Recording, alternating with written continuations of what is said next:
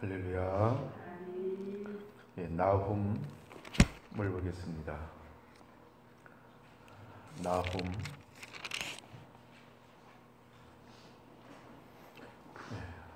본받을 자들 선지자 14번째. 순서를 헷갈려요. 14번째인지 15번째인지. 나훔 1장 1절 함께 봉독합니다. 니느웨에 대한 경고 곧 엘보스 사람 나훔의 묵시의 글이라. 아멘.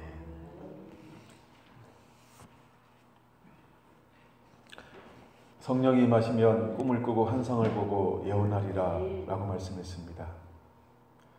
하나님의 사람을 불러서 하나님의 말씀을 선포하게 하는데 오늘 나훔은 이렇게 시작합니다. 나훔의 묵시의 글이라. 하나님이 묵시 가운데, 저 환상 가운데 임하신 거예요. 하나님이 나훔에게 환상으로 찾아와 주었어요. 여러분, 우리들도 이 세대 가운데 아버지가 하고 싶은 그 말씀들을 이 땅 가운데 풀어 넣는 그런 은혜가 임하게 되기를 원합니다. 때로는 환상으로, 때로는 꿈으로, 때로는 열린 환상으로, 때로는 열린 하늘의 문을 통해서, 요나는 두 가지를 경험하게 되죠. 하나는 묵시를 통해서 하나님을 만나고, 또 하나는 그 고깃배 속에 들어가서 스오를, 즉 지옥을 경험하게 되고, 이런 것처럼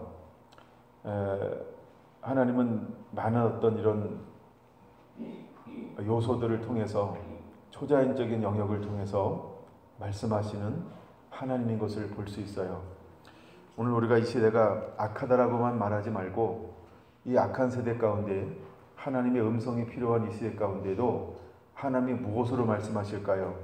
기록된 성경만 가지고 말씀하지 않습니다.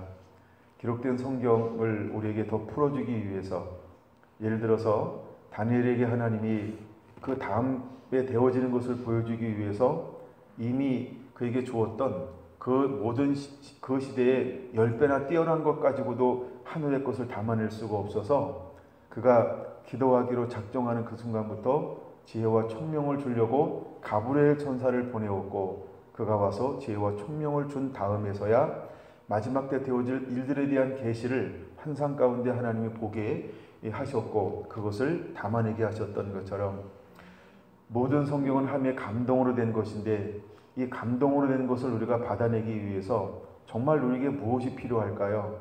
여러분, 저는 초자연적인 영역이 필요하다고 믿습니다. 우리의 머리, 우리의 IQ, 우리의 지혜, 이 땅에서 배운 것 가지고는 성경이 풀리지 않습니다.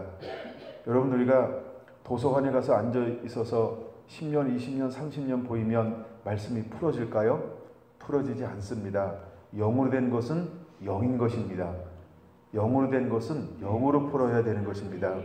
그래서 우리 안에 하나님의 또 성령이 부어져서 이렇게 요나처럼, 또한 이 나훔처럼, 또 우리가 처음에 어딜 봤을까요? 예레미야처럼, 이사야처럼 하나님이 이렇게 우리에게 말씀의 영들을 부어주셔서, 때로는 꿈이나 환상이나 여러 가지 예언이나 또 하나님의 계시로 이렇게 하나님의 말씀들이 주어진 것들이 우리 안에 풀어지게 되기 원하고, 또 사도 바울처럼 하나님의 계시로 된 것이니라 라고 했던 것처럼 주여 우리에게도 지혜와 계시의 영을 부으사 하나님을 아는 자가 되기를 원합니다. 그래서 오늘 나훔을 좀 읽다가, 나훔은 이제 요나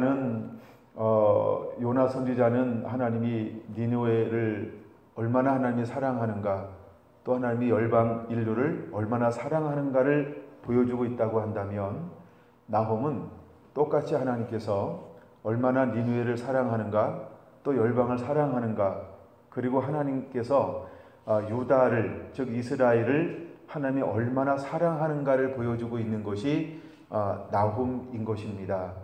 왜 이렇게 보고 있냐 하면, 하나님의 나훔은 시작할 때 이렇게 시작하고 있어요. 니느웨에 대한 경고라고 말입니다. 그럼 경고라고 하는 말은 또 어떤 것이 있다는 말이에요? 아직 여지가 있다 이런 말이죠. 어떤 여지가 있다 이런 말이죠. 여지가 없을 때는 경고도 하지 않습니다.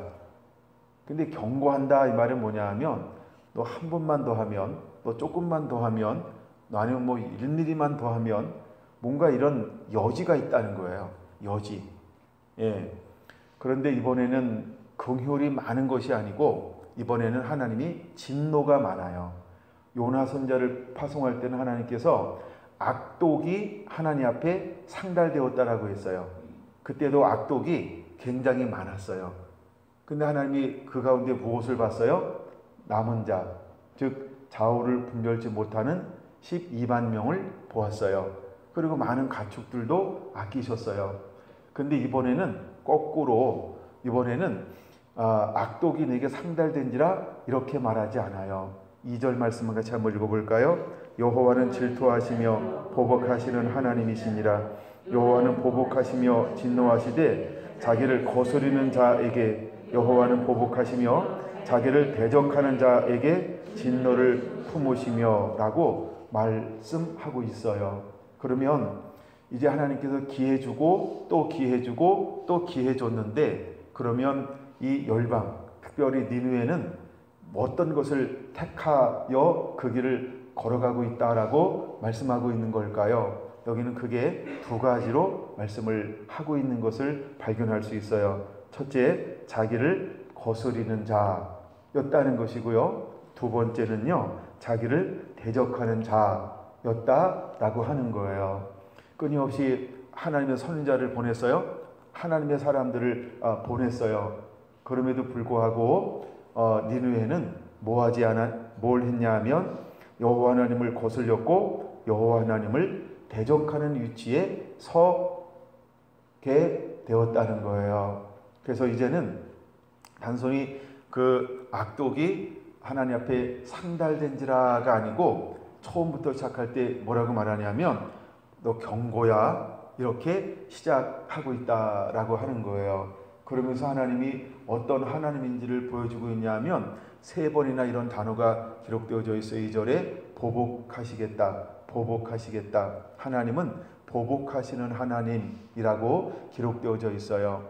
물론 이 보복한다라고 할 때 니느웨에게서는 자기의 죄를 뒤돌아봐야 하는 것이고, 왜 또 하나님은 보복하시는 하나님이라고 표현하고 있을까? 여러분, 니느웨가 특별히 한 것이 있어요. 무엇을 했을까요? 북이스라엘 하나님 사람을 손댔어요. 이거를 기억해야 돼요. 하나님의 사람들을 손댔어요. 그래서 북이스라엘을 어떻게 했어요? 점령했어요. 멸망시켰어요. 좀 이따가 이제 우리가 11개 하루 좀 넘어가서 그 부분을 조금만 살펴볼 건데, 그래서 그들에게서 막 이주 정책을 썼어요. 그리고 북이스라엘 10지파를요, 그들이 할 수 있는 모든 것들을 동원해서 혼잡하게 만들었어요. 여자를 더럽혀서 그 후손들을 더럽히기 시작을 했어요. 땅을 더럽혔어요. 허다한 우상들을 데리고 와서 말할 수 없는 우상들을 사마리아 가운데, 북이스라엘 10지파가 점령했던 그 지역 가운데 우상의 제단들을 세웠어요. 하나님은요, 이것을 결코 가볍게 여기지 않으시는 하나님이라고 하는 것을 우리가 깨달아야 돼요. 그래서 북이스라엘이 언제 멸망하죠? 722년이에요. 근데 아수르는 언제 멸망하죠? 612년이에요. 그럼 얼마나 걸렸어요? 한 세기 걸린 거예요. 그렇죠? 물론 10년 더 필요합니다. 그래서 이 1세기가 지나면 하나님께서 반드시 뭐 할 것이다? 근데 나훔 선자를 보내기 전 경고라라고 할 때는요, 이미 1세기가 지나기 전이었어요. 그래서 하나님께서는 하나님의 사람들이 하나님의 사람을 징치한 것을 오래 참지 않는다는 거예요. 세상은 이것을 깨달을지어다. 마귀는 이것을 깨달을지어다. 공산주의 영들은 이것을 깨달을지어다. 이슬람의 영들은 이것을 깨달을지어다. 불교의 영들은 이것을 깨달을지어다. 불신자들의 영들은 이것을 깨달을지어다.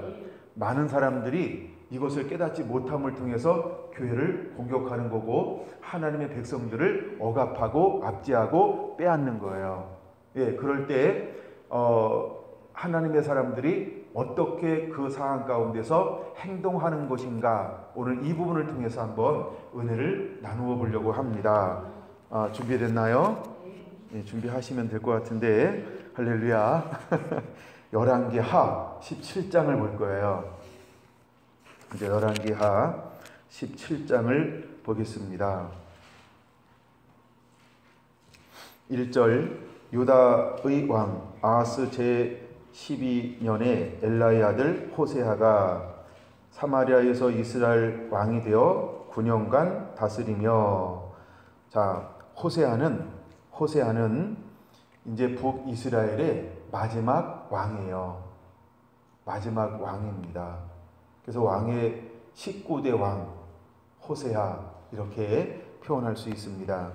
그는 하나님이 9년 동안 다스리게 했는데 여호와 보시기에 2절, 악을 행하였으나 다만 그전 이스라엘 여러 왕들과 같이 하지 아니하였더라. 악을 행하였는데 악이 좀 덜했대요. 9년 동안 다스렸는데 그 이유는 나라가 아주 약해졌고 외세가 강력하게 이렇게 영향을 미쳤기 때문일 수도 있고, 하여간 따지지 말고 그대로 한번 넘어가 보죠. 3절, 아수르 왕 살라에셀이 올라오니, 이제 살만에셀이 누구냐 하면 북이스라엘을 멸망시킨 왕의 이름이에요. 그래서 살만에셀 올라오니 호세아가 그에게 종이 되어 조공을 드리더니, 이미 멸망하기 전부터 북이스라엘이 아수르에게 무엇을 바쳤어요? 그렇죠. 물론 호세아 때 조공을 바치기 시작한 것은 아니에요. 이미 그 전전 왕들도 주변 강대국들에게 늘 조공을 바쳤다는 것을 우리가 기억해야 합니다. 근데 이때도 여전히 그렇게 했다는 거예요. 그가 4절, 그가 애굽 왕의 소에게, 왕의 이름이 소예요, 사자들을 보내고 해마다 하던 대로 아수르 왕에게 종옥을 드리지 아니하매. 이제 아수르를 섬겨야 되는데 호세아가 애굽을 친애굽 정책을 쓰기 시작을 했어요. 그랬더니 아수르 왕 살만에셀이 열받았어요. 그래서 내려와서 포위를 했습니다. 포위를 하게 되는 거죠. 그래서 아수르 왕의 조공을 드리지 아니하매 아수르 왕이 호세아가 배반함을 보고 그를 옥에 감금하여 두고 아수르 왕이 올라와 그 온 땅을 두루 다니고 사마리아로 올라와 그곳을 3년간 에워쌌더라. 호세아 9년 제9년에 아수르 왕이 사마리아를 점령하고 이스라엘 사람을 사로잡아 아수르로 끌어다가 고산 강가에 있는 할라와 하볼과 메대 사람의 여러 고을에 두었더라. 이 일은 이스라엘 자손이 자기를 애굽 땅에서 인도하여 내사 애굽의 왕 바르의 손에서 벗어나게 하신 그 하나님 여호와께 죄를 범하고 다른 신들을 경외하며, 이것이 뭐냐면 멸망의 이유라고 설명할 수 있죠. 우리가 멸망의 이유를 크게 두 가지로 본다고 한다면, 첫째는 여호와께 죄를 범하고 즉 율법의 불순종, 두 번째는 우상 숭배인데 다른 신들을 경외하며. 8절, 여호와께서 이스라엘 자손 앞에서 쫓아내신 이방 사람의 규례와 이스라엘 여러 왕에 세운 율례를 행하였음이라. 이스라엘의 자손이 점차로 불의를 행하여 그 하나님 여호와를 배역하여 모든 성읍의 망대로부터 견고한 성에 이르도록 산당을 세우고. 왜 산당들을 세웠을까요? 주변 국가에 잘 보이려고 하는 정치적인 목적이 거기 안에 들어가 있었다라고 하는 거예요. 그 다음에 모든 산 위에와 모든 푸른 나무 아래 묵상과 아세라상을 세우고, 이건 전부 우상 숭배를 말하는 것이죠. 11절, 또 여호와께서 그들 앞에서 물리치신 이방 사람같이 그곳 모든 산당에서 분향하며 또 악을 행하여 여호와를 경노하게 하였으며 또 우상을 섬겼으니 이는 여호와께서 그들에게 행하지 말라고 말씀하신 일이라. 13절 13절은 그 별표 하나 해놓으시면 좋을 것 같아요. 여호와께서 각 선지자와 각 선견자를 통하여 이스라엘과 유다에게 지정하여 이르시기를 너희는 돌이켜 너희 악한 길에서 떠나 나의 명령과 율례를 지키되 내가 너희 조상들에게 명령하고 또 내 종 선지자들을 통하여 너희에게 전한 모든 율법대로 행하라 하였으나, 즉 13절은 무엇을 보여주고 있냐면 끊임없이 하나님은 누구를 보냈어요? 선견자와 선지자를 보내서 하나님이 무엇을 원하는지 아버지의 마음을 이스라엘 가운데 선포, 전달하게 했어요. 예, 그러니까 하나님은 끊임없이 뭐 했어요? 하나님의 마음과 하나님의 사랑이 얼마나 지극한지를 보여주고 있는 것이 13절인 것입니다. 그래서 13절은 별표를 해놓으라는 거예요. 근데 그들이 어떻게 했는가 한번 볼까요? 14절, 그들이 듣지 아니하고 그들의 목을 곧게 하기를, 그들의 하나님 여호와를 믿지 아니하던 그들 조상들의 목같이 하여 교만하고 완고하는 것을 보여주고 있죠. 15절, 여호와 율례와 여호와께서 그들 조상들과 더불어 세우신 언약과 경계하신 말씀을 버리고 허무한 것을 뒤따라 허망하며 또 여호와께서 명령하사 따르지 말라 하시던 사방 이방 사람을 따라 그들의 하나님 여호와의 모든 명령을 버리고 자기들을 위하여 두 송아지 형상을 부어 만들고 또 아세라 묵상을 만들고 하늘의 일월 성신을 경배하며 또 바알을 섬기고 또 자기 자녀를 불 가운데로 지나가게 하며 복술과 사술을 행하고 스스로 팔려 여호와 보시기에 악을 행하여 그를 경노하게 하였으므로 여호와께서 이스라엘에게 심히 노하사 그들을 그 앞에서 제거하시니 오직 유다 지파 위에 남은 자가 없으니라. 할렐루야. 그래서 북이스라엘이 멸망할 수밖에 없었던 이유가 듣지 않았다. 불순종이죠. 두 번째, 우상 숭배했다라고 하는 거예요. 우리가 이 말씀을 읽으면서 다시 한번 기억해야 할 말씀은 십계명인 것입니다. 나 외에 다른 신을 내 앞에 두지 말라라고 하는 1계명을 지킨다라고 한다면 우리는 2계명, 3계명은 당연하게 지키게 될 것입니다. 우리가 10계명을 다시 한번 기억해야 하는 것입니다. 자, 19절 봅니다. 유다도 그들의 하나님 여호와의 명령을 지키지 아니하고, 북이스라엘도 그렇게 했는데 유다도 어떻게 했다고요? 똑같이 하고 있다는 거죠. 이스라엘 사람들이 만든 관습을 행하였으므로, 이 관습이라는 단어가 그 뒤에 가면은 33절에 풍족대로라고 하는 단어가 나오고요. 34절에도 이전 풍속대로라고 하는 단어가 나오고요. 39절에도 이전 풍속대로라고 하는 단어가 나와요. 찾으셨나요? 이렇게 4번 체크 한번 해놓으시면 좋을 것 같아요. 그래서 하나님은 그 풍속을 쫓는 것을 대단히 싫어하시죠.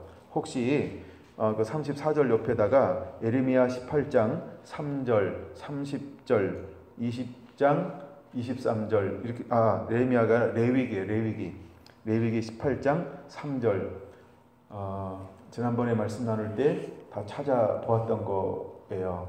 이게 연결되는 말씀이라 오늘 제가 시간 관계상 그거는 다 안 찾아볼 것이기 때문에 성경 구절을 미리 가르쳐 드리는 거고요. 하나 더 본다면 레위기 26장 1절 나중에 참고해서 문맥으로 좀 읽어 보시기를 바랍니다. 왜 하나님이 이 풍속을 쫓는 것에 대해서 중요하게 여기는가? 여러분, 우리는 경주라고 하는 지역에 살고 있고 우리는 대한민국이라고 하는 문화라고 하는 곳에 살고 있죠. 예, 근데 제가 지금도 기억하는 건요, 문민정부라고 하는 것이 들어서면서 우리가 자치를 허용하기 시작했어요. 그렇죠? 자치를 시작하면서 문화부 장관을 세웠는데 그 문화부 장관 때 처음에 했던 것이 뭐냐 하면 자치가 들어서고 문화부 장관 순서가 문화부 장관을 세웠는데 자치가 시작됐는데 그 다음부터 온 도시마다 무엇을 부활시켰냐면요, 무너졌던 그 토속 문화를 일으키기 시작을 했어요. 저는 그 당시 그게 너무나 가슴 아프게 생각했던 사람 중에 한 사람입니다. 예, 정말 이제 막 먹고 살기 힘들어서 없었고 사라졌던 이런 문화들이요, 지역 문화라고 하는 미명으로, 지역 축제라고 하는 미명으로 얼마나 살아났는지 몰라요. 경주만 해도 여기서 형산강 저쪽에 문화 매년하죠. 이런 문화들이 모든 도시에 살아나 버렸어요. 그때 초대 문화부 장관했던 사람이 이어령 씨예요. 저는 그거를 지금도 기억합니다. 예, 그거를 그 당시는 그는 넌 크리스찬이었어요. 불신자였어요. 근데 사람들은 말하지, 한국 사람들은 그런 지식인 중에 지식인이었다. 아무리 지식인이어도요, 모르는 건 모르는 거예요. 영적으로 완전 맹추잖아요. 예, 그냥 세상적으로 지혜로운 것 뿐이에요. 세상적으로 좀 많이 배운 것 뿐이에요.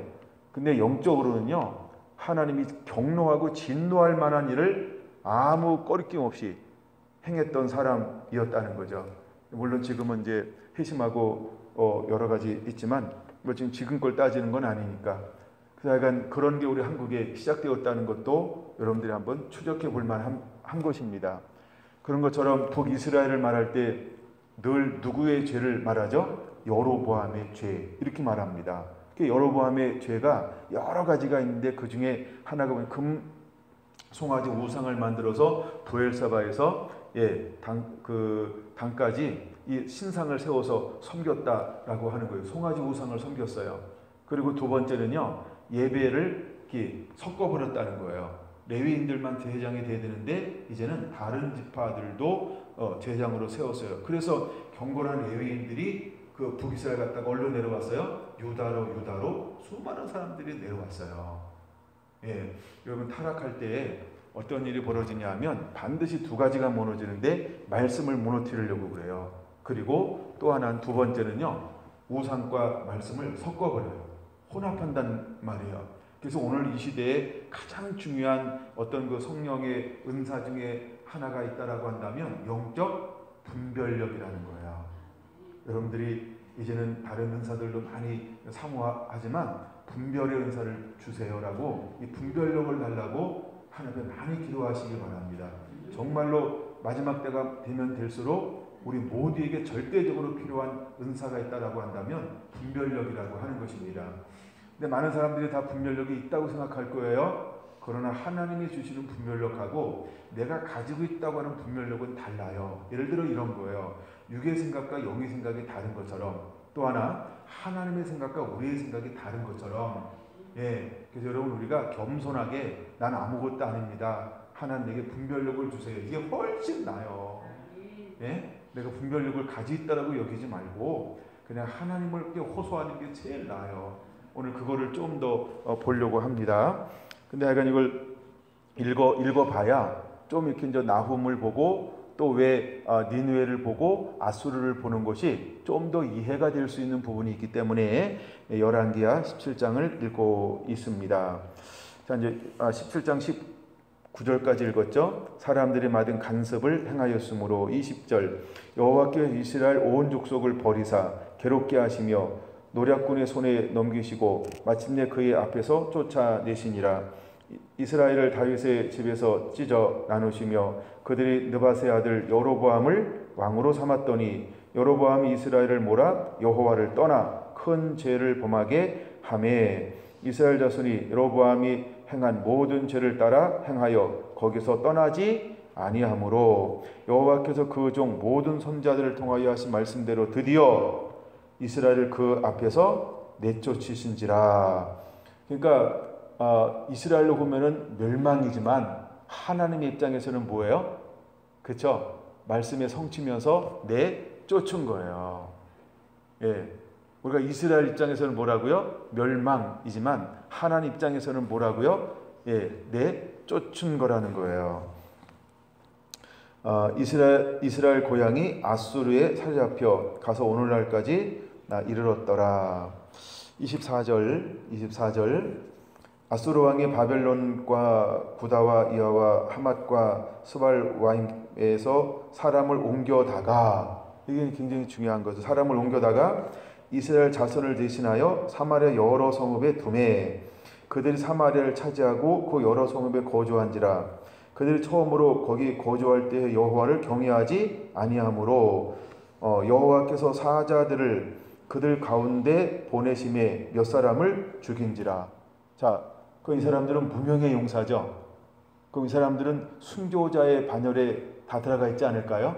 그렇죠? 근데 이름이 없어요. 무명해요. 근데 어떻게 보냈다고요? 이제 나라가 멸망받았어요. 아수르가 쳐들어왔고 아수르에서 점령을 당했는데 하나님이 그 땅 가운데 끊임없이 누구를 보냈다고요? 여호와의 사자들을 보냈어요.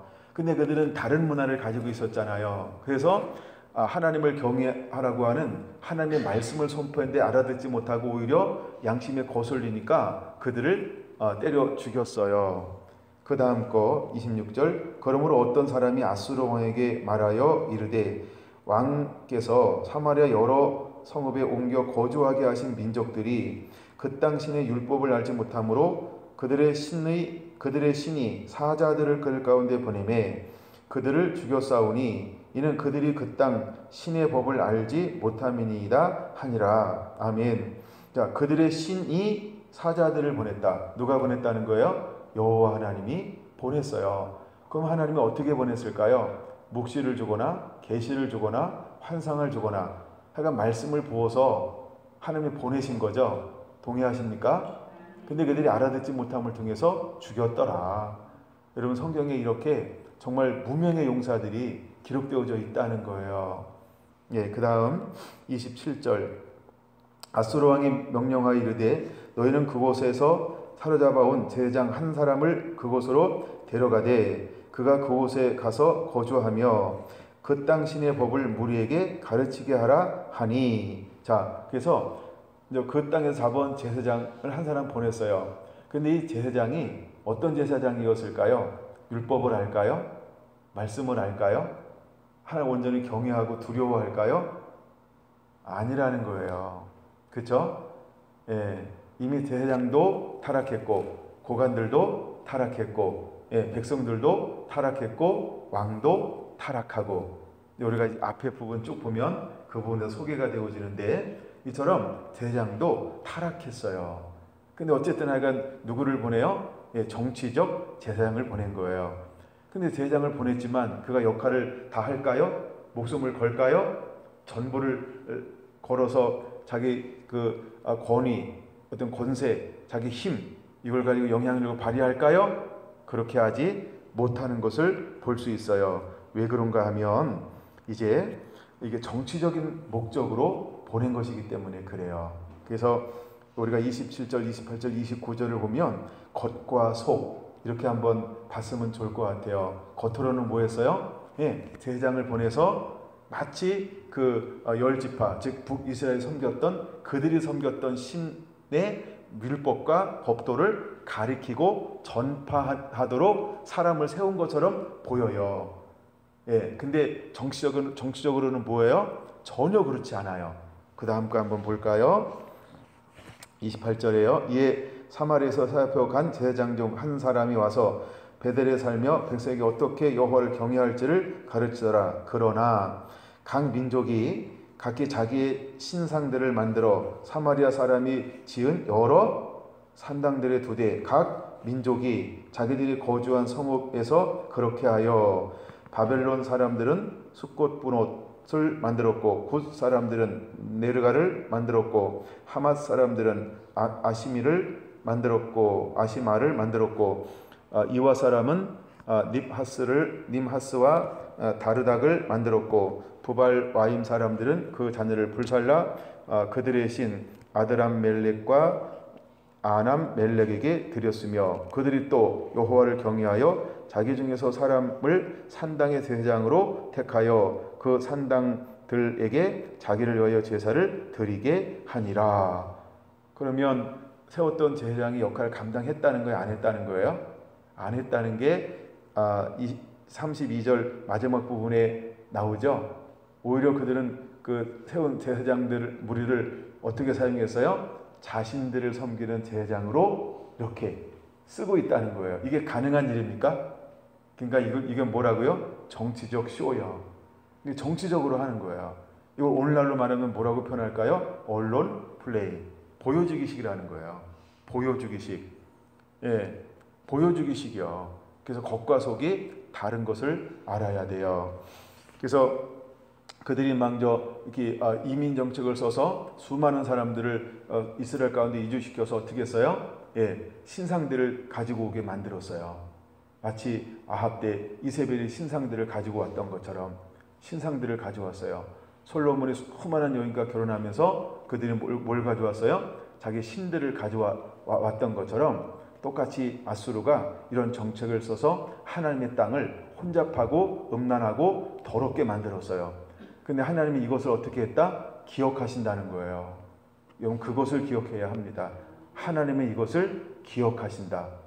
그래서 나훔 선지자가 경고하는데 크게 두 가지 때문에 한다라고 나훔에 적어놔야 되는데, 하나는 그들의 죄, 두 번째는요 신원함을 들으시는 하나님, 그걸 꼭 적어놔야 돼요.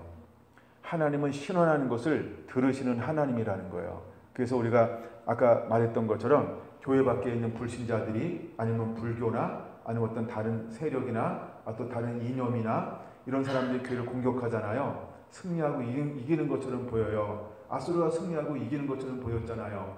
근데 1세기가 지나가기 전에 어떻게 했어요? 하나님이 아수르를 완전히 멸망시키는데, 어떻게 멸망시키냐 하면, 이거 나중에는 나훔 속에서 나오는데, 거기가 이제 티그리스 강변에 니느웨가 세워져 있었어요. 니느웨는 굉장히 견고한 성이었습니다. 성벽이 마차가 6대가 동시에 지나갈 수 있을 정도의 이 성벽의 너비를 가지고 있었어요. 어떤 사람들이 8차선 도로와 같다, 뭐 이렇게 표현하기도 하고, 어마어마한 성벽이 저기서부터 여기도 더 되는 거예요.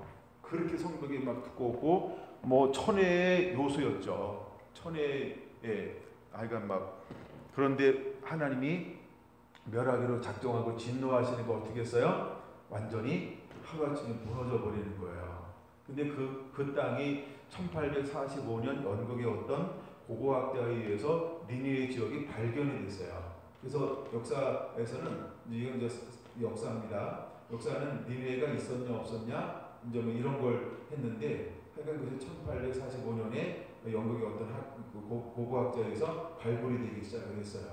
발굴이 되기 시작을 했죠. 그때부터 여기가 니느웨의 자리로구나. 그러니까 어떻게 됐냐면, 티그리스 강인데 댐을 싸서 물이 흘러게 만드는데, 하나님께서 이 댐을 무너뜨림을 통해서 완전히 그것을 수장을 시켜버렸어요. 매몰되게 만들어버렸어요. 큰 성읍이에요. 그러니까 하나님의 방법은 모르는 거예요. 네. 우리가 하여간 그런 것도 한번 보면서 좀 더 볼까요? 몇 절까지 봤을까요? 33절, 이와 같이 그들이 여호와를 경외하고 또한 어디서부터 옮겨왔든지 그 민족의 풍속대로 자기들의 신들도 섬겼더라. 그럼 우리가 볼 때는 이 말에 현혹당할 수 있잖아요. 어떤 말에 현혹당할 수 있을까요? 33절 보세요. 이와 같이 그들이 여호와도, 이거에 현혹될 수 있어요. 근데 여호와도 경외하는데 또 그들이 모두 섬겼더라고요. 그 민족의 풍속대로 자기들의 신들도 섬겼더라. 우리가 이거에 속을 수 있다는 거예요. 교회는 다니잖아요. 목사잖아요. 장로잖아요. 권사잖아요. 집사잖아요. 우리가 오래도록 다녔잖아요. 그러니까 우리가 이거에 목사가 그런데 이거 속을 수 있어요. 속을 수 있다. 그래서 마지막 시대는 은사 중에 하나가 발달돼야 된다고요? 정말 분별력이요. 분별력이 굉장히 중요합니다. 내가 아는 잣대가 분별력이 아닌 걸 인정하시고요. 그러니까 하나님 앞에 깊이, 그래서 하나님 정말 그런 어떤 그 나타남의 현상이 있는 이런 분별력을 좀 가졌으면 좋겠어요. 자기가 판단해서 최고의 판단, 아니고 사사시대는 자기가 생각하지 않았어요? 그렇죠? 근데 자기의 소견에 옳은 대로 행동하는 게 사사시대지. 그렇죠? 자기네 소견, 그게 분별력이 아니에요. 그 다음에 이 분별력이라고 하는 건 뭐냐 하면, 사람은 아담이 선악과를 따먹는 동시에 뭘 알게 됐어요? 악하고 선한 것이 무엇인지를 알아요. 누구처럼요? 하나님처럼요. 그렇죠? 그럼 그게 악하고 선한 거 안다, 그게 분별력일까요? 아니, 그런 걸 말하는 거 아니에요. 거기에 뭐가 있어야 돼요? 아버지 마음이요. 아버지 마음이요. 그러면 잘 보세요. 모세의 형제들이 있었어요. 누구였죠? 미리 아는 사람. 그 다음에 아론 있었어요. 근데 세 분 다 뭘 들어요? 하나님의 음성을 듣죠. 세 분 다 하나님을 만나죠. 그렇죠? 그다 어떤 예언적인 은사가 있는 분들이란 말이에요. 그렇죠? 그런데 그러면 미리암이 모세가 결혼했어요. 그랬더니 그때 뭐라고 얘기하는 거예요? 나도 아는데 하면서 자기가 뭔 얘기를 해요? 자기가 가지고 있는 분별력에 의하면 모세가 잘못됐다 이렇게 얘기하는 거예요. 아론이 가지고 있는 분별력으로 말하면 모세가 잘못됐다 이렇게 말하는 거예요. 근데 모세가 잘못됐어요? 아닌 것을 성경이 보여주는 것처럼 여러분 내가 가지고 있는 그런 분별력이 마치 아론이나 미리암처럼 아무리 미리 알아도 그것 잘못된 거예요. 그걸 인정하는 게 중요합니다. 정말 우리가 겸손한 자세로 하나님 분별력을 주세요라고 이걸 씨름해야 하고 정말 마지막 때는 그 분별의 은사가 굉장히 필요합니다. 이런 분별의 이런 은혜가 임하게 되기를 예수님의 이름으로 축원합니다. 생각난 김에 이 땅 가운데 첫 번째 나실인이 태어났어요. 그 사람이 누구였죠? 삼손이었어요. 근데 그의 부모는 의롭고 경건한 사람이었습니다. 그런데 어느 날 그 삼손이 와서 결혼하겠다고 그러는 거예요. 그랬더니 부모가 어떻게 했어요? 얘야 너 오늘 잘못 먹었니? 너 왜 이러니 오늘? 라고 하면서 그 결혼에 대해서 반대하고 나서는 거예요. 근데 그 결혼을 누가 허용했어요? 누가 감동줬어요? 하나님이요. 근데 우리가 볼 때는 이방인과 결혼하는 거니까 잘못된 것처럼 여겨질 수 있잖아요. 근데 그 결혼을 누가 허용했다고요? 하나님이요. 그러니까 내가 아는 기준이, 내가 아는 통념이, 내가 아는 수준이 분별이 아닐 수 있다는 걸 깨달으라고 말하는 거예요. 이해가 되시나요? 예, 그러면 니고데모라고 하는 사람이 그 시대의 최고의 학자 중에 한 사람이었다 그랬죠. 예, 기억나시죠? 동의를 끄떡끄떡 거려주셔야 돼요. 이제 아니면 끝날. 그래서 니고데모가 최고의 학자 중에 한 사람이었는데 예수님께서 오셔서 그러니까 그보다 얼마나 나이 차이가 나고 학문의 차이가 얼마나 많이 날까요? 근데 어떻게 해야 내가 거듭나게 나일까라고 했더니 우리가 생각할 때 예수님 수준으로 이야기해요? 자기 수준으로 이해해요? 그렇죠? 지나가는 유치원 수준으로 얘기하잖아요. 그게 분별력이라는 거예요.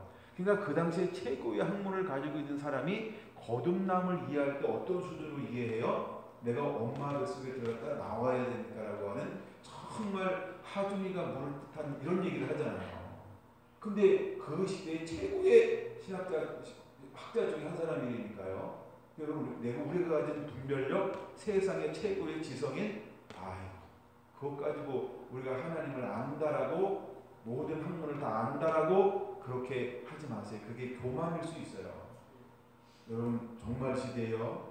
거룩한 분별력이 필요한 겁니다. 저도 끊임없이 분별력을 달라고 기도해요. 하나만 더 하고 분별력 넘어갈까요? 솔로몬이 하나님께 뭘 구하나요? 솔로몬이 구한 게 뭘 구한 거예요? 주님 내게 분별력을 주세요. 분별력을 준 겁니다. 참, 분별력을 구한 겁니다. 그게 지혜로운 마음이었어요. 이 하나님이 맡겨진 이 많은 백성들을 내가 어떻게 하면 분별할 수 있습니까? 옳고 그른 걸 어떻게 알 수 있습니까? 주님 나는 원하고 모릅니다. 그래서 그가 그 다른 무엇보다도 구한 게 뭐예요? 분별력을 달라고 그걸 기도한 거예요. 그랬더니 하나님이 그것이 마음에 맞은지라, 하나님 마음에 맞은지라 분별력 플러스 지혜로운 마음 플러스 구하지 않고 이 땅에 살면서 필요한 영역을 하나님이 몽땅 더 공급해 준 거예요. 그런 것처럼 오늘 이 시대에 하나님은 우리에게 무엇을 부어주기를 원할까요? 그렇죠? 지혜로운 마음이요. 분별력이요. 그래서 여러분 우리가 정말 하나님의 나라와 하나님의 의, 그분의 영광, 그분의 나라를 위해서 그분의 잃어버린 영혼, 아버지 마음을 가지고 가길 원하는 사람이 간구할 때 하나님 정말 그 사람들에게 무엇을 나누어 줄까요? 그렇죠? 솔로몬처럼 똑같이 분별력을 부어주게 될 걸 믿으시기 바랍니다. 아멘. 네. 그래서 우리가 예수님께서 말씀하시잖아요. 복음을 증거하다가 어떤 일을 만나서 우리가 재판장 앞에 섰을 때에 뭐 하지 말라 그랬어요? 무엇을 말할까? 염려하지 말라는 거예요. 그러면 우리가 배운 전도의 어떤 여러 가지, 학교에서 배웠던 여러 가지 학문, 그 다음에 우리가 들었던 성경 공부 가지고 그 법정에서 뭘 얘기를 한다고 설득력이 있을까요? 그것 가지고 안 된다는 거예요. 그러니까 뭐요? 그 시에 하나님께서 우리에게 뭘 부어준다는 거예요? 할 말, 즉 분별력의 지혜로운 말을 내가 할 수 있도록 그에 합당한 말을 내가 너에게 그때 부어줄 것이다. 할렐루야. 여러분 정말 우리에게 그런 분별력의 은혜가 임해야 할 줄로 믿습니다. 아멘. 여러분 모두에게 우리 특별히 성결한 성도들 한 분 한 분들 가운데 그 은혜가 임하기를 원합니다. 네. 자, 그다음에 좀 더 봐야 돼요. 이제 34절 열왕기하 17장 34절을 보고 있습니다. 그들이 오늘까지 이전 풍속대로 행하여 여호와를 경외하지 아니하며 또 여호와께서 이스라엘이라 이름을 주신 야곱의 자손에게 명령하신 율례와 법도와 율법과 계명을 준행하지 아니하는도다. 옛적에 여호와께서 야곱의 자손에게 언약을 세우시고 그들에게 명령하여 이르시되 너희는 다른 신을 경외하지 말며 그를 경배하지 말며 그를 섬기지 말며 그에게 제사하지 말고 오직 별표해 놓으세요. 36절 오직 큰 권능 능력과 편팔로 너를 애굽에서 인도하여 내신 여호와만 경외하여 그를 예배하며 그에게 제사를 드릴 것이며 또 여호와가 너희를 위하여 기록한 율례와 법도와 율법과 계명을 지켜 영원히 행하고 다른 신들을 경외하지 말며 또 내가 너희와 세운 언약을 잊지 말며 다른 신들을 경외하지 말고 오직 내 하나님 여호와만을 경외하라. 그가 너희를 모든 원수의 손에서 건져내리라 하셨으나 36, 37, 38, 39절 다 별표해 놓던가 이렇게 그 네모 박스도 이렇게 해 놓으세요. 여러분 우리가 어떻게 살아야 될까? 이렇게 살면 돼요. 2019년 11월 오늘 며칠이죠? 20? 네, 20일 날 어떻게 살아야 될까요? 이렇게. 그러면 아무 문제가 없어요. 이러면 다 끝나는 거예요. 딴 데서 뭘 찾으려고 하지 마세요. 어떻게 할까? 염려하지 말고 근심하지 말고 뭐 지혜를 구하지 않아도 돼요. 36절부터 40절 이렇게 살잖아요. 그러면 다 해결돼요. 그러면 다 해결돼요. 그게 답이에요. 근데 우리는 뻔한 답을 놓고도요 자꾸 남이 다리 긁는 것처럼 딴 데 가서 찾고 있어요. 한 개도 시원하지 않아요. 문제 해결되지 않아요. 되는 것들은 보여도 근본적인 게 해결되지 않아요. 여러분 이거 꼭 기억하세요. 네? 여러분 나중에 이거 다 36절에서 39절, 40절, 39절까지 이렇게 사는 거예요. 이렇게요. 이게 핵심 중에 핵심입니다. 그 다음 40절이요. 그러나 이때는 안 좋은 그러나예요. 그러나 그들을 듣지 아니하고 오히려 이전 풍속대로 행하였느니라. 이 여러 민족이 여호와를 경외하고 또 그 아로 새긴 우상을 섬기니 그들의 자자손손이 그들의 조상들이 행하던 대로 그들도 오늘까지 행하니라. 자 이제 드디어 18장이 넘어왔는데요. 이제 그 다음에 이스라엘 왕 엘라의 아들 호세아 제3년에 유다 왕 아하스의 아들 히스기야가 왕이 되니. 자 보세요. 한쪽에는 이제 멸망이 돼서 왕이 멸망받고 끝나버려요. 그때 가도기 때, 그러니까 어떤 그 역사적인 가도기 때 세워지는 왕 이렇게 보면 그때 누가 세워져요? 히스기야가 세워지는 거예요. 히스기야가요. 근데 히스기야는 종교 개혁을 했던 너무너무 하나님이 좋아하는 왕이었어요. 왜 좋아하는가 오늘 그걸 좀 보고 싶은데요. 자 2절 18장 2절 열왕기하 18장 2절 그가 왕이 될 때 나이가 25세라. 그럼 이제 왕이 됐다. 그럼 25세. 그럼 그가 언제 태어났냐 하면 728년에 태어나요. 누가요? 히스기야. 728년 태어나서 699년. 아닙니다. 그가 왕이 되던 때가 그가 왕이 되던 때가 728년이에요. 태어난 게 아니고 죄송합니다. 예. 728년에 왕이 되는 거예요. 그때가 25세예요. 그러니까 28 더하기 25 하면 태어난 연도가 나오겠죠. 예. 그래서 예루살렘에서 29년간 다스렸더라. 그래서 699년까지 다스리는 거죠. 그의 어머니의 이름이 뭐라고요? 네, 읽다가 굉장히 재밌었어요. 예, 제가 시간 많으면 좋고 하고 싶은데요. 예. 예. 어머니 이름이 뭐라고요? 네, 스가랴의 딸이더라. 히스기야가 그의 조상 다윗의 모든 행위와 같이 여호와께서 보시기에 정직히 행하여, 여호와께서 보시기에 정직히 행하였다. 이거 하나 이제 살짝 체크해 놓고요. 그 다음에 이제 4절이 이게 이제 하나님께서 볼 때는 무지 기뻐하는 거고요. 아수르가 볼 때는요, 저 요놈 봐라 요거 이렇게 보는 거예요. 예, 제가 일부러 이렇게 표현한 겁니다. 왜냐하면 그래서 이제 사내들이 그 왕이, 그 아수르의 왕이 다시 올라와 가지고요, 이제 올라와 가지고 다시 이제 유다를 막 공격하기 시작을 합니다. 예, 그때가 이제 그럴 때 어떤 일이 벌어지는가 좀 볼게요. 자, 그러면 그때 이제 유다 땅에도 정치적으로 세력이 약하니까 북이스라엘만 우상을 많이 섬긴 것이 아니고 유다 땅에도 뭐가 들어와 있을까요? 수많은 우상들이 들어와 있었던 거예요. 그 다음에 누구죠? 아하스, 히스기야의 아버지 아하스는 어떤 왕이냐면 악한 왕이었어요. 아버지는 악한 왕이었는데 수많은 우상들을 막 또 이렇게 도입을 했단 말이에요. 예, 근데 그 아들이 딱 들어섰는데 그가 들어서서 무엇을 하기 시작하냐 하면요, 4절 이거 한번 같이 읽어볼게요.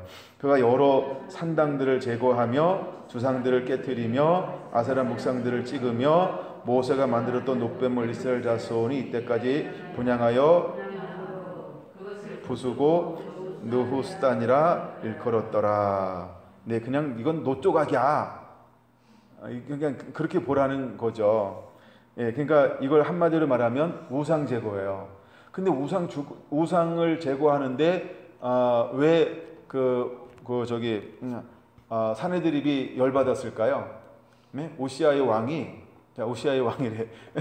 아수르의 왕이 왜 열받았을까요? 이게 나한테 반기를 드네. 내 정책을 거꾸로 하네. 이러니까 기분 나쁜 거예요. 예, 그래서 하여간 그게 이제 발단이 되기 시작을 합니다. 자, 5절 보세요. 히스기야가 이스라엘 하나님 여호와를 의지하였는데, 거기다 이를 이렇게 적어 놓으세요. 하나님 여호와를 의지, 이걸 여러분, 우리가 누구처럼 하나님을 섬겨야 될까? 히스기야처럼 정말 하나님을 범사에 의지하는 자가 돼야 돼요. 우리가 뭘 할 수 있다 라고 하는 것을 가지고 있으면 내가 가지고 있는 분별력이나 내가 가지고 있는 판단이나 내가 가지고 있는 정책이 늘 옳은 것처럼 생각해서 뭐 하지 않을 수 있냐 하면 하나님을 의지하지 않을 수 있어요. 근데 히스기야는요, 철저하게 그 삶을 어떤 삶을 살았냐 하면요, 하나님을 의지하는 삶을 살아요. 몇 세의 왕이 되었음에도 불구하고 25세의 왕이 되었음에도 불구하고 그는 철저하게 여호와 하나님을 의지하는 것을 택해요. 그랬더니 뭐라고 기록하고 있어요? 그의 전후 유다 여러 왕 중에 그러한 자가 없었다. 이렇게 말할 정도로 히스기야는 여호와를 철저하게 의지한 왕이었다는 거예요. 그 다음에 6절 곧 그가 여호와께 연합하여 의지했다 이 말할 때 이건 즉 곧이니까 이제 그 말을 부연 설명해 주는 거죠. 그러니까 의지했는데 어떻게 의지했냐 이거예요. 그가 여호와께 연합하여 완전히 하나가 됐다는 거예요. 예? 하나님과 하나가 됐다는 거예요. 아버지 마음이 내 마음, 내 마음이 아버지 마음, 이게 아니고 철저하게 아버지를 어떻게 기쁘시게 할까? 어떻게 말씀 그대로를 행할까? 이것이 하나님의 뜻인가? 늘 그는 이게 묻는 거예요. 이것이 하나님의 뜻인가? 이게 하나님이 원하는 건가? 이거요. 내가 어떻게 할까? 이 생각을 한 번도 안 하는 거예요. 내가 뭘 하지? 이런 상황에 내가 어떻게 되지? 그렇게 묻지 않고요. 하나님은 이럴 때 어떻게 하길 원할까? 하나님은 이럴 때 어떻게 하길 원할까? 이때 하나님의 뜻은 무엇이지? 늘 그는요, 하나님을 먼저 하나님께 철저하게 의지하는, 이걸 연합이라는 말로 표현하고 있는 것입니다. 여러분, 이제 우리의 작은 습관이 변화가 일어나야 돼요. 우리가 이런 작은 습관이 변하게 일어나면 현격하게 줄어드는 게 뭐냐 하면 육체의 소욕들이 줄어들어요. 욕심이나 야망이 줄어들어요. 분열하고 막 이렇게 화가 나고, 그 다음에 뭐 날 없인 여겨, 날 무시해, 뭐 나 자존심 상해, 이런 것들이요 훅 줄어들어 버려요. 근데 우리가 하나님과 연합하지 않을 때 뭐예요? 나를 이렇게 내 거를 내가 저 양반이 나한테 왜 중심이 어디로 바뀌어요? 나로요. 근데 히스기야는 어떻게 했다고요? 여호와께. 이게 히스기야의 그 가치관, 마음이에요. 히스기야는 늘 여호와를 의지했어요. 다윗처럼 늘 하나님을 먼저 의지해요. 이미 자기가 뭘 했다. 여러분, 히스기야가 어마어마한 왕입니다. 그런데도 불구하고 그는 자기가 뭘 했다라고 이렇게 여기지 않아요. 철저하게 하나님을 의지해요. 여러분, 우리가 이거 꼭 배워야 할 줄로 믿습니다. 할렐루야. 그 다음에 그에게서 떠나지 아니하고, 하나님이죠, 여호와께서 모세에게 명령하신 계명을 지켰더라. 하니까 연합해가지고 하나님 뭘 하기 원했지? 그래서 정말 하나님의 기쁨 되기를 원했던 사람이 히스기야입니다. 그랬더니 그런 삶을 살았을 때 여호와는 그를 어떻게 대우해 줬어요? 7절 보세요. 여호와께서 그와 함께 하심에 친구처럼요.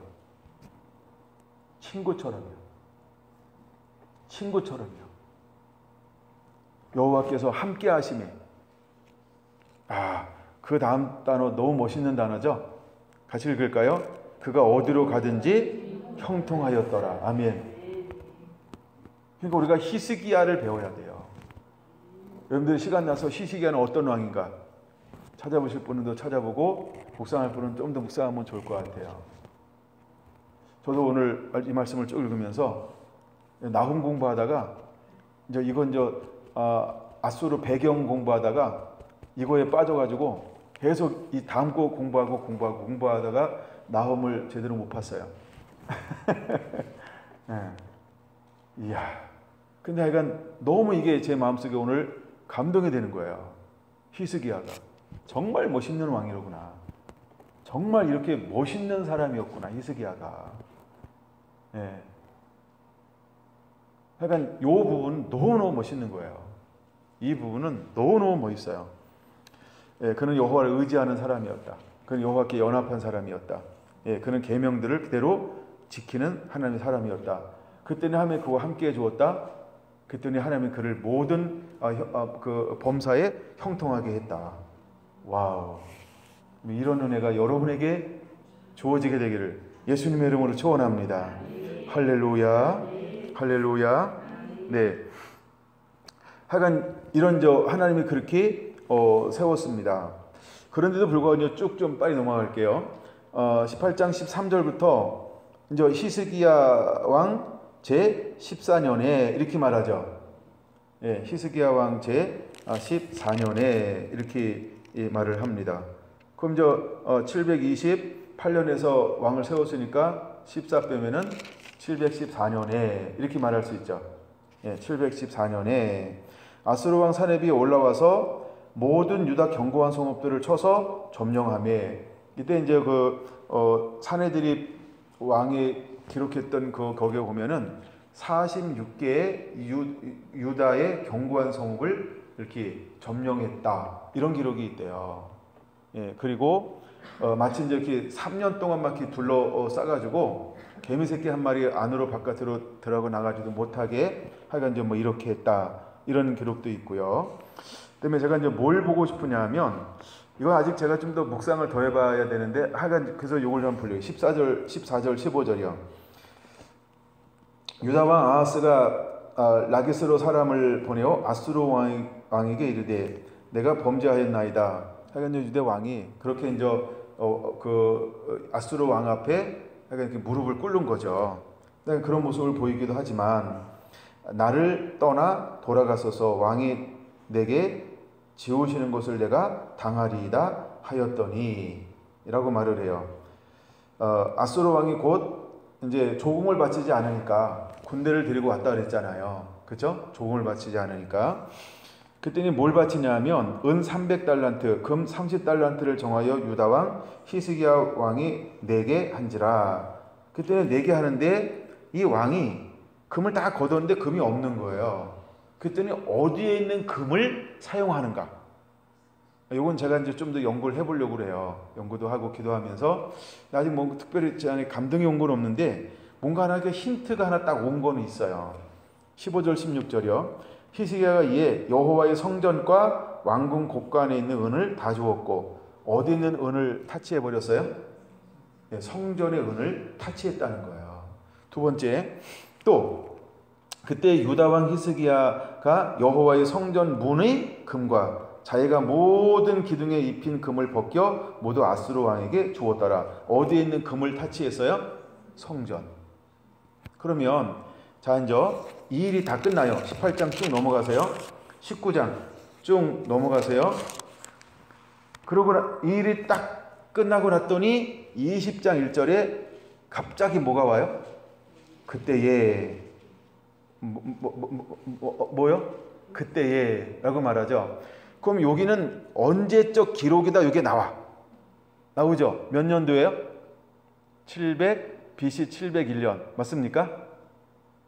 이게 진짜 701년경이에요. 근데 그때 히스기야가 뭐 했어요? 병들어 죽게 되매 라고 하는 기록이 있어요. 그러면 요거를 처음에 인정했던 712년이라 그랬죠. 14년이니까. 그럼 몇 년이 지났어요? 약 한 10년이 지나고 난 다음에 히스기야에게 뭐가 왔어요? 죽을 병이 왔어요. 아니 그렇게 하나님을 의지하고 그렇게 하면 기쁨이 되었는데, 그런데 이 병의 원인이 과연 어디에서 온 걸까?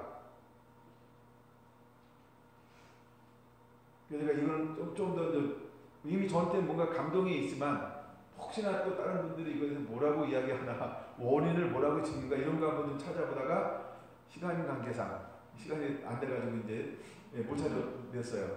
나중에 찾다가 못 찾으면 제가 감동 준 걸 얘기하겠습니다. 왜 그러다가 이미 힌트 드린 거 아시죠? 눈치채야 됩니다. 이게 방송에 다 나가서 그래요. 우리끼리 있으면 바로 가르쳐 주는데 방송 타면 어떤 것도 딴 사람이 듣고 따질 수도 있으니까. 근데 왜 갑자기 병이 확 들었을까?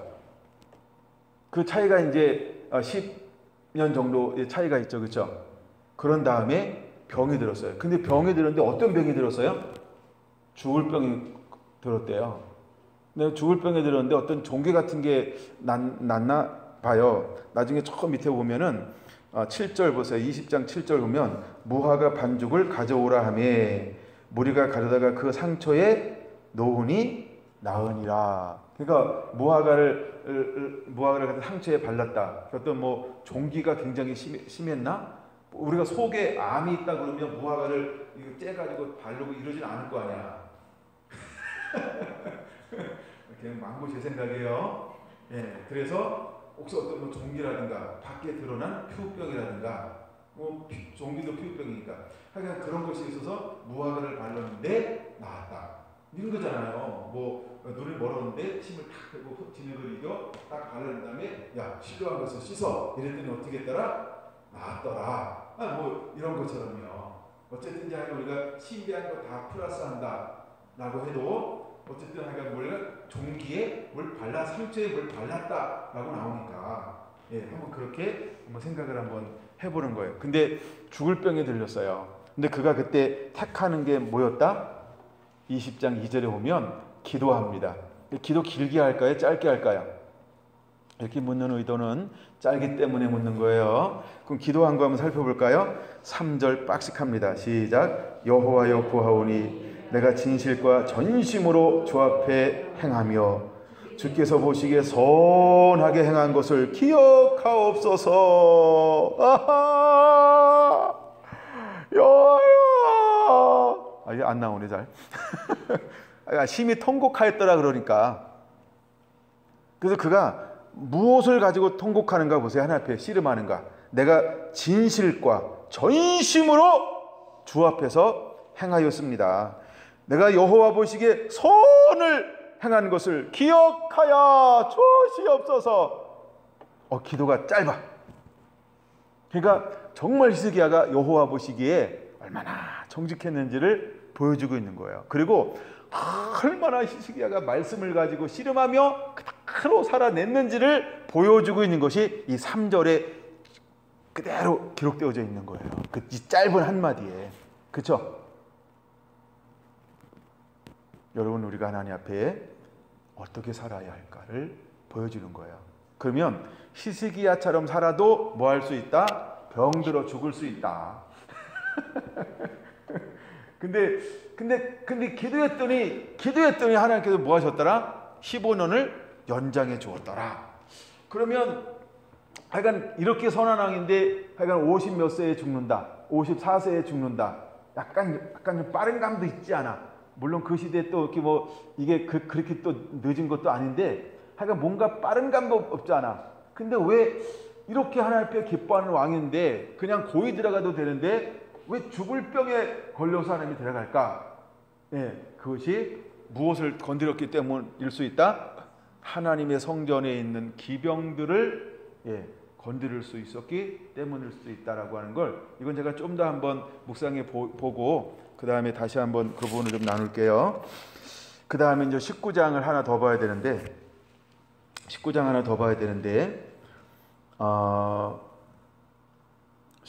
한번 더 봐야 되는데 어떤 일이 일어났냐 하면요. 일단 19장 1절 왕이 이사야의 충고를 듣고, 근데 참 저는 이 19장 읽으면서 우시아가 너무 감사한 거예요. 그냥 뭐가 감사했냐 하면 히스기야는 늘 누구를 가까이 곁에 두었냐 하면 하나님의 사람, 그러니까 선지자들의 음성을 그대로 하나님의 말씀처럼 받았어요. 그리고 그 선지자가 늘 선지자에게 묻기를 원해. 그건 하나님께 묻기를 원하는 마음과 동일한 마음이에요. 어떤 일이 있을 때 그 히스기야가 앞서지를 않아. 그리고 늘 하나님 앞에 엎드려 기도하고, 또 선지자가 무슨 말하면 그대로 그거를 붙잡고 전심을 다해서 순종하더라는 거예요. 여러분, 우리 안에 어떤 모습이 회복되어져야 할까라고 봤을 때 19장 히스기야처럼 하나님의 선지자의 말을 귀중하게 여길 줄 알미 우리 안에 회복되어졌으면 좋겠어요. 아멘. 어떤 위급한 상황 속에서도 앞서지 않아요. 그리고 선포됐잖아요. 그 다음에 그대로 준행하는 사람이 히스기야였다는 거예요. 그러니까 히스기야가 아까 18장에서 볼 수 있는 것처럼 하나님 앞에 어떤 사람이라 그랬어요? 여호와를 의지하였는데, 그렇죠? 그래서 여호와와 연합하여 명령하신 모든 것을 지켰다. 그랬더니 하나님이 함께하고 그가 어디로 가든지 하나님이 형통하게 했더라. 이유가 19장에 있는 거예요. 자, 1절에서 7절 한번 보겠습니다. 히스기야 왕이 듣고 그 옷을 찢고 굵은 배를 두르고 여호와의 전에 들어가서, 이건 회개하는 거죠. 그랬더니 왕궁의 책임자인 엘리야김과 서기관 셈나와 제사장 중 장로에게 굵은 배를 돌려서 아모스의 아들 선지자 이사야에게로 보내매. 그런 일을 만날 때 누구를 찾아요? 하나님의 사람 선지자를 찾는 거예요. 그랬더니 그들이 이사야에게 이르되 히스기야의 말이 오늘은 환난과 징벌과 모욕의 날이라. 아이를 낳을 때가 되었으나 해산할 힘이 없도다. 랍사게는 이제 아수르의 왕이 보낸 군대 장관 중에 한 사람이에요. 그래서 계속해서 이렇게 흔들어 놓는 이런 역할을 하는 거죠.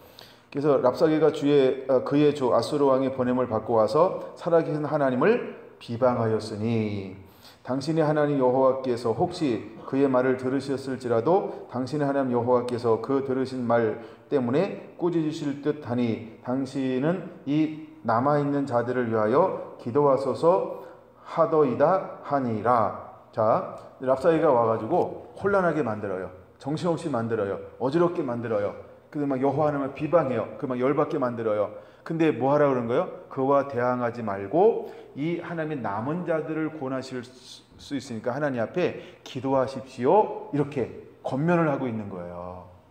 이렇게 거기도 봐도 누가 있다고요? 4절 마지막 부분요. 당신은 이 남아있는 자들을 위하여 기도하소서 하더이다 라고 말합니다. 그 다음에 6절 6절은 계속해서 예언의 말씀이죠. 이사야가 그들에게 이르되 너희는 너희 주에게 이렇게 말하라. 여호와의 말씀이 너는 아수르 왕의 신복에게 들은 바 나를 모욕하는 말 때문에 두려워하지 말라. 내가 한 영을 그의 속에 두어 그로 소문을 듣고 그의 본국으로 가게 하고 또 그의 본국에서 그에게 칼에 죽게 하리라 하셨느니라 하더라. 이 말씀이 37장에서 그대로 이루어지죠. 참 37절에 그대로 이루어져요. 그를 칼로 죽이고 이렇게 나옵니다. 예. 근데 약간 하나님을 모욕했어요.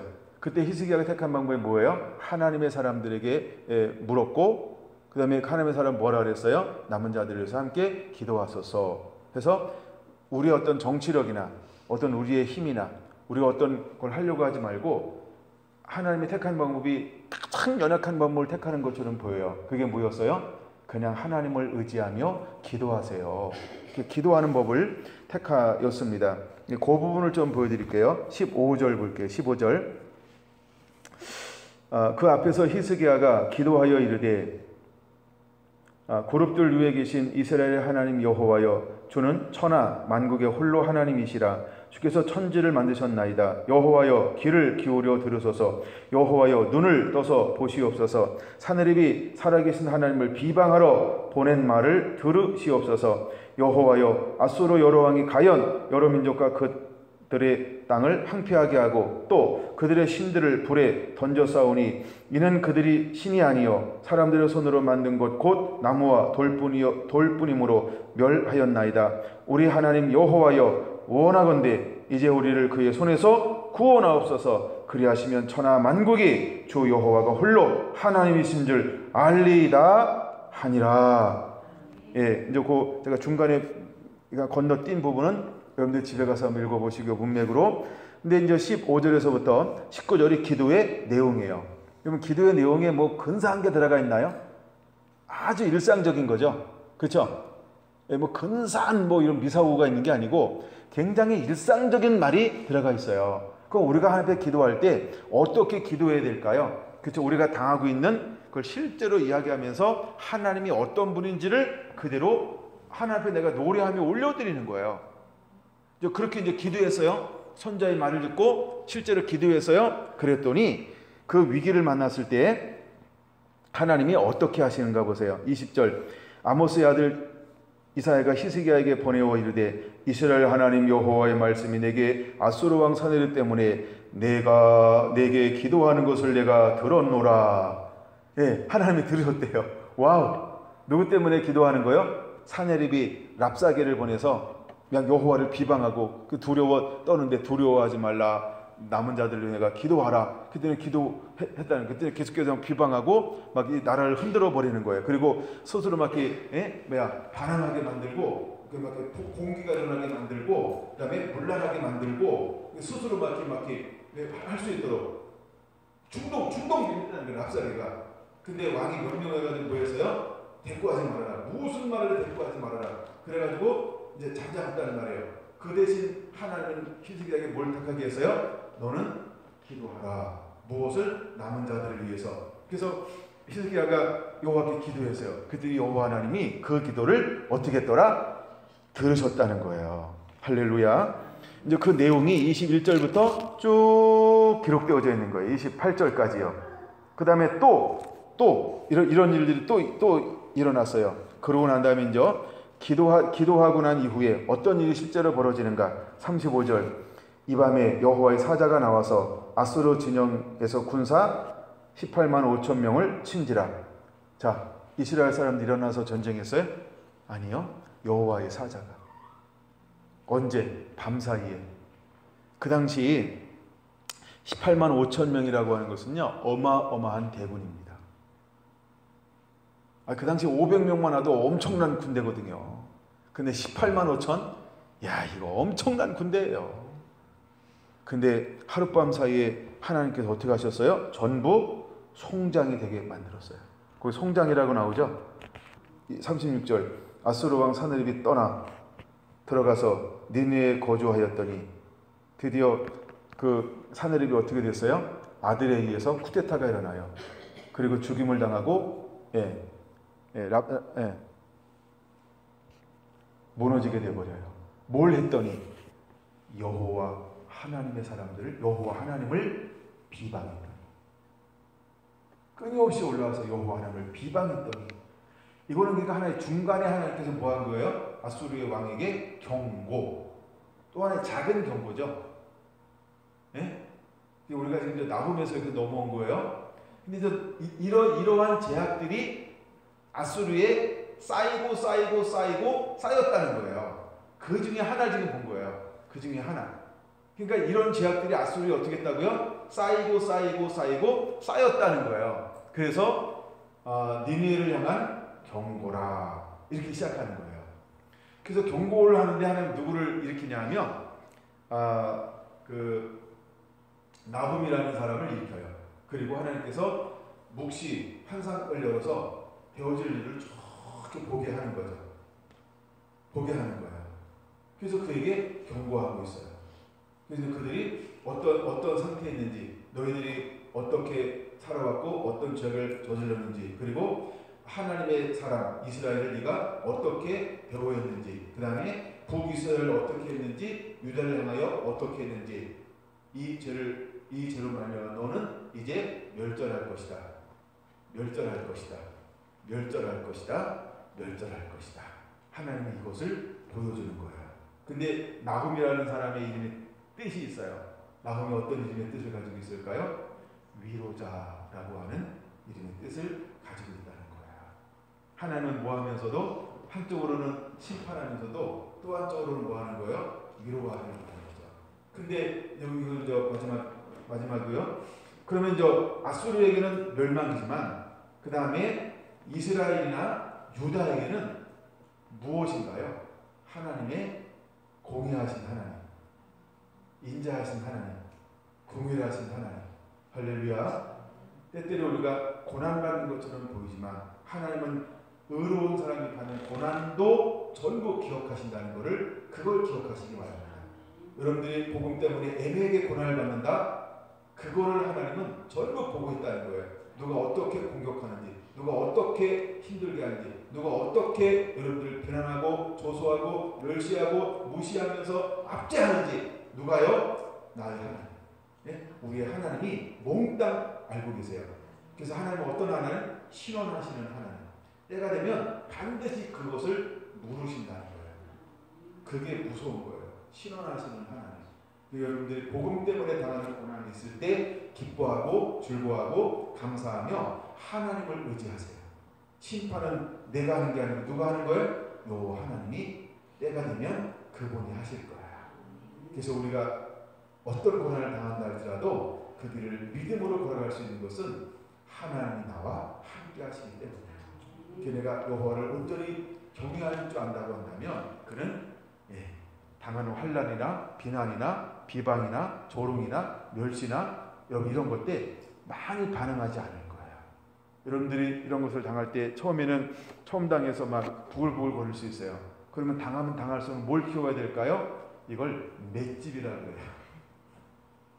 제가 이번에 우리 지방에서 일어나는 것들을 당하면서 맷집이 많이 키워졌어요. 그런데 또 이제 교회 측에서 이제 전화가 왔는데, 이분은 이런 기질을 가지고 있구나. 제가 이번에는 지난번처럼 덜 흔들리고 있어요. 그때는 전혀 이거 빨리 해줘야 되는 걸 생각했어요. 근데 이번에 똑같은 상황은 다른데 똑같이 몰아붙여요. 이번에는 흔들리지 말아야지. 하여간 그러고 있어요. 그래서 우리가 경험을 통해서 빨리빨리 배울 수 있으면 그것도 은혜입니다. 그래서 우리가 이제 선지자를 통해서 무엇을 배워야 된다고요? 고난과 인내를 본을 삼을 줄 아는 우리 성결한 성도들이 되기를 예수님의 이름으로 축원합니다. 아멘.